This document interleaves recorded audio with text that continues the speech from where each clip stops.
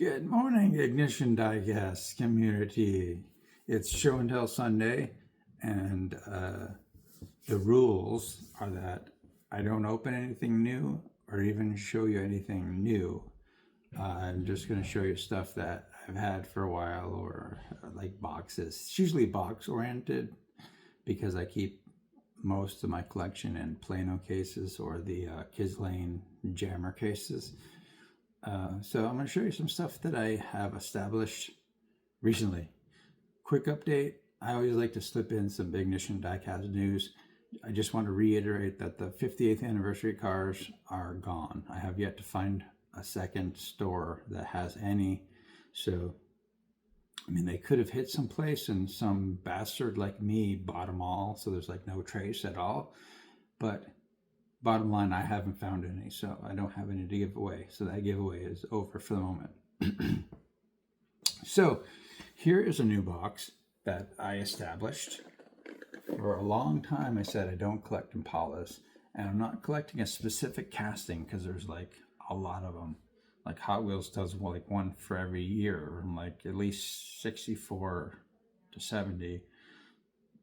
And then even beyond that, I think. And there's variations, and there's a tuned one. So here's what I have. Let me start with the old ones first. So a couple of the old ones, they're like, I think they're 50s. I think this side is mostly for 50s. And this side,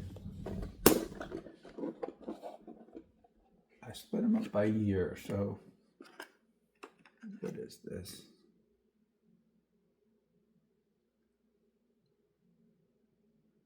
'61. So 61.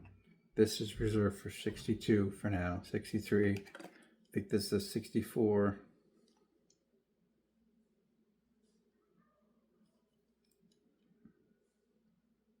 Yeah, 64. Another 64. I believe this is 65. I like that one. We're getting in the lowrider era. 65 Impala. And these here are 66s, which I kind of randomly acquired all three. I didn't even mean it. Two are premiums. 66, yeah.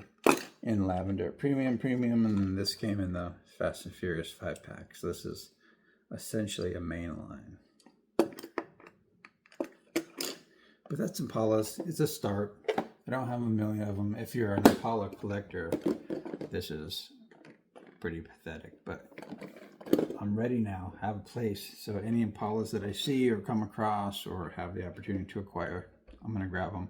And I think I have some coming in very soon. So let me look for some different boxes.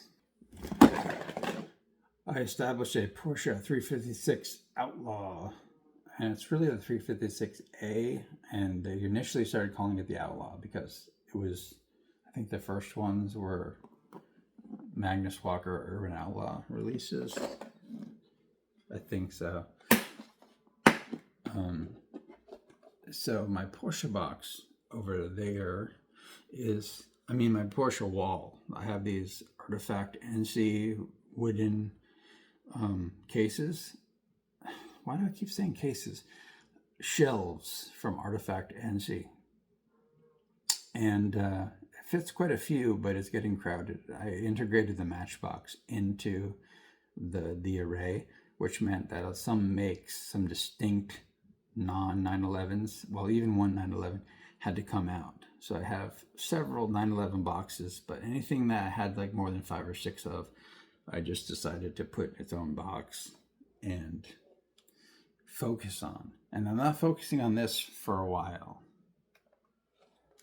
So this is just what I have right now. And I'm probably not going to try to get all of these for a couple months at least. So I have 1, 2, the Urban Outlaw ones, 3, 4, 5, 6, 7, 8, 9, 10, 11, 12. I lost count. 2, 4, 6, 8, 10. I have 12 of them. And those are the ones I have. I think the hardest one to get was the one that came on, I think this came with a team transport, so that was a little bit difficult. This one was a gift. I'm usually too lazy to save receipts and card backs to get the mail-ins, but someone sent me that. So that's the Outlaws side. That freed up a lot of 12 spaces on the shelf, so it allowed me to fit more on there. And just as a mention, or a side note, these 24 slot Plano cases are what I keep specific castings in. Only specific castings go in these boxes, and it obviously has to be something that has less than 24 releases, because if it's got more than 24, it's going to bleed over. So haven't really had that problem yet. And the jammer cases, the 48 slots, are either for a general model like Corvette Gen 1, or a make like AMC or a Pontiac. Much more. And I don't really focus on those. That's more like an opportunistic kind of collecting. But one day, every Plano I have will be more or less complete, assuming the car costs less than $100. I'm definitely not going to pay more than $100 for one car. So this box is a Porsche 993 GT2. And I noticed I had a few of these, so I used it as an opportunity to free up spaces on the Porsche shelf. And again, I haven't really started focusing on this. I don't have a ton of them. So 2, 4, 6, I only have 7. And let's see, none of them are really special. I think this was a Neon Speeders one, fairly recently. I think this one came in the Porsche 2-pack, I think. And the anniversary one. But these are in order, so as you can see, there's a lot that I'm missing. And one, I think this might be the latest one, but long way to go. I just got them off the shelf and established this box. And like I said, it might be quite a while before I'm focusing on this specifically. Let me find something else. Let me find one more box at least. So here's an example of a just general catch-all box for trucks. And this is, I mentioned this the other day and I got one question about it, like which Ford do you collect? I don't even know as far as Ford trucks, which ones I'm collecting or not. I guess the Raptor Ranger is the one that I like the most. And I have a good string of them, so I think that's probably going to be priority. And if this box runs out of space, I don't really want to establish a Ford Ranger Raptor like casting specific box. So I think as space gets limited in this box, that casting will kick other things out. So right now it's got these two old 50s Fords, some Matchbox Rancheros. Let me open it. Hopefully I won't dump them. Some Hot Wheels Rancheros, two older F-150s,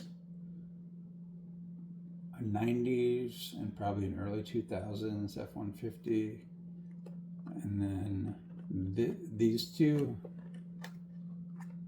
This particular casting of the Lightning, I actually have a box devoted to a certain Lightning, which I'll show you that next. And this one, which is later, the Custom Maverick, and I think that black one is a Lightning too, and then two F-150 Raptors. So I'm not really in love with any of these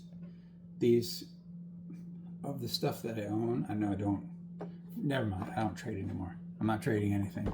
I might sell some of those off. And then this side, which is also very full, has some Broncos and other stuff. Knew that would happen. So we got the old one, those custom ones, that Matchbox moving parts in blue and white, 2 modern Broncos that I guess those are Matchbox, and I think the red one is a moving parts, and 3 Maestos, which were given to me, and they're too nice to let go of, so I kept them. Those 2, which probably my least favorite, the Broncos Sport and whatever, there's really tiny. And here are the Raptor Rangers. Well, this is a moving parts Ranger, period. And then the other 5 are Raptor Rangers. So of the Ford trucks that I have, I think I like those the most as far as stuff in this box. So I think those are just going to kind of push things out as needed. But definitely not a priority. These kids' lanes are kind of like my cast net opportunistic collecting. If it comes along, if I see it, I'll grab it. Or if it comes in a lot, I'll keep it. But by no means do I like seek these out and pay the terrorists, the kidnappers on eBay like a premium for them. So, oh, and I have one more Ford F-150 box. Hold on. So I have this 99 Ford F-150 SVT Special Vehicles Team Lightning. And I gotta confess, for a while I was thinking that the current, there's a couple of them down here, that the Lightning only existed in this generation, like the electric version. And these, the earlier versions were gas powered, but they were called the Lightning. So that's something. Ford isn't one of my favorite brands, so it was an easy mistake to make. So these are the 99 Lightning SVTs. I kind of like this casting. Of Ford trucks, these are the ones that I think are super cool. And I mean, if you're gonna have an electric vehicle, why not have a pickup truck that goes really fast? And then I have this custom one, it's just sort of squatting there for now. They've only made 3 of them, and I have all 3. But they may sit there. I don't know how many of these 99 SVT Lightnings there are, but if space becomes an issue, they'll get bumped and probably sell them or something, or put them in the Ford box. But hopefully that was somewhat entertaining. That's all I had for Show and Tell Sunday. And because it's Sunday, you know what tomorrow is. And those are definitely, Monday videos are definitely the most popular of this channel. So stand by. In a mere 23 hours or so, I will be showing that. Don't forget to set your clocks back. It's actually 2:30 in the morning right now. Or actually, it's actually 11:30 in the morning right now. So you need to set your clocks like way back, because it's really like 7:30 or something like that. So just time is an illusion, and don't pay any attention to it if you can avoid it. Later.